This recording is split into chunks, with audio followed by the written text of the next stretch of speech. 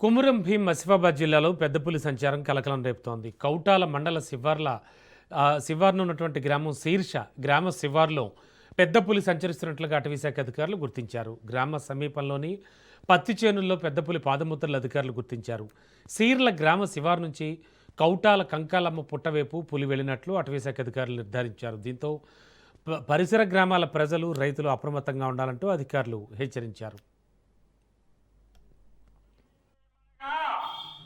కౌటాల గ్రామస్తులు, నజీమాబాద్ గ్రామస్తులు, శివలింగపురం గ్రామస్తులు, సదాశివపేట గ్రామస్తులు ఎవరైనా కానీ మన కనకలమ్మ గుట్టకు పెద్ద పులి వచ్చిందట, ఇవాళ